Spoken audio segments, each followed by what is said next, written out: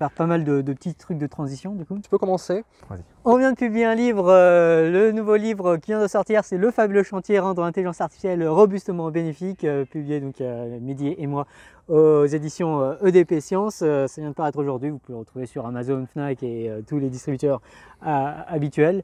Je pense qu'on suis vraiment content de ce livre. On peut dire qu'on a beaucoup appris sur nous-mêmes en écrivant ce livre, on espère que vous apprendrez. Tout d'abord, quand on parle de sécurité de l'IA ou de la rendre bénéfique, beaucoup de personnes pensent qu'on parle d'IA super sophistiquée d'un futur lointain. C'est donc un chantier qui peut attendre. Sauf que les IA nous ont déjà envahis, surtout sur les téléphones, à travers tout ce qui est recommandations sur les réseaux sociaux, Facebook, Twitter, et YouTube, etc. C'est une affaire d'algorithmes très bêtes et pas forcément très intelligents, mais déjà ultra puissants, qui sont déjà déployés, qui influencent l'opinion publique, les élections de la plus grande puissance mondiale, etc. Et ça pose toutes sortes de problèmes en termes de confidentialité, de biais algorithmiques, de polarisation, d'addiction à la haine. Les IA nous ont déjà envahis, surtout sur nos téléphones. En fait, on a énormément de problèmes qui ont été générés par le fait que les algorithmes les plus déployés d'aujourd'hui, ceux qui sont sur les plateformes comme Facebook, Twitter et YouTube, maximisent l'attention. Vas-y, je te laisse reprendre. Et parmi les grands problèmes que pose l'intelligence artificielle d'aujourd'hui, c'est qu'elle recommande de toutes sortes de contenus qui ne sont pas forcément de très bonne qualité informationnelle, comme par exemple des contenus d'anti-vaccination ou également des contenus qui polarisent. Et ça a conduit à de nombreux cas déjà reconnus très problématiques, notamment le génocide des Rohingyas au Myanmar ou encore les problèmes d'anti-vaccination qui causent autour de dizaines de milliers de morts d'après l'Organisation mondiale de la santé. Donc il y a vraiment moyen de dire que l'intelligence artificielle telle qu'elle est aujourd'hui tue déjà. Elle ne tue pas directement, mais elle tue déjà indirectement. Faut que je fasse gaffe à être dans le même endroit, non? Et le gros problème, c'est que si on ne fait rien, ça risque de continuer chaque année qui passe sans solution technique. D'où l'urgence de rendre les intelligences artificielles bénéfiques. Malheureusement, ce n'est pas une tâche facile.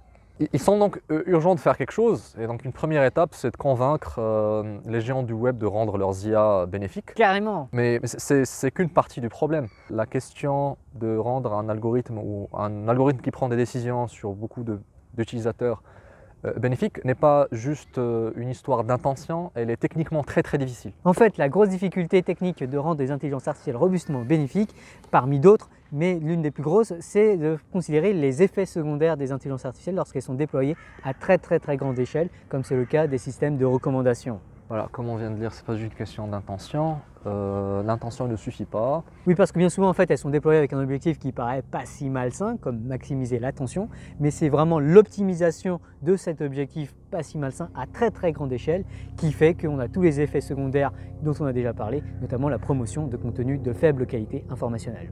Évite de mentionner Terre plate. Comme le suggère le titre, ce livre n'est pas juste un livre pour parler de problèmes. Il y a seulement un tiers, c'est le premier tiers du livre qui dresse le bilan, qui fait un état des lieux de ce qui pose déjà problème. Autrement dit, on ne parle pas uniquement de ce qui ne va pas, non. On parle aussi de ce qu'il faudrait faire pour que ça aille mieux. Il y a beaucoup de difficultés techniques qui sont assez transdisciplinaires. Il y a des difficultés mathématiques pour agréger des données de plusieurs dimensions. Il y a des difficultés juridiques, réguler un environnement technologique qui change de manière incessante. Et là, elle est courte, je ne vais pas m'emmêler les pinceaux. Il y a des difficultés qui relèvent de la psychologie, de la sociologie. Il s'agit de mettre en évidence une série de questions qui balayent un champ assez large. Ce livre contient en fait énormément de réflexions pluridisciplinaires, y compris de nombreuses publications récentes venant de toutes sortes de disciplines. Qu'on soit mathématicien, informaticien, journaliste, sociologue, juriste. Je vais juste faire la transition. Pour avoir lu le premier livre de Lê, je peux vous assurer qu'on a essayé d'être beaucoup plus accessible que le premier livre. Et promis, il n'y a aucune équation dans ce livre. Ok, bon là il y en a une, mais c'est la formule de Bayes, donc ça compte pas. Le public cible est beaucoup plus large ici, face aux fabuleuses Alpes. S'il y a quelque chose de fabuleux dans ce chantier, c'est qu'il touche à un aspect assez fondamental de la nature humaine. Ce qui a fait progresser notre civilisation, c'est les manières de traiter l'information, c'est les manières d'évoluer dans nos supports de traitement de l'information, en passant de l'écriture à l'imprimerie, à l'invention de l'algèbre, à l'informatique, puis aujourd'hui à l'automatisation de cette même informatique. On touche là au cœur de ce qui fait fonctionner nos sociétés.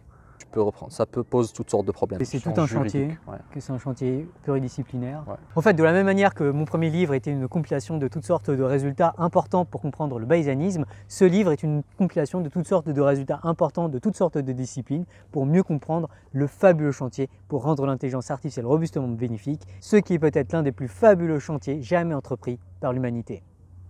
Rien que ça.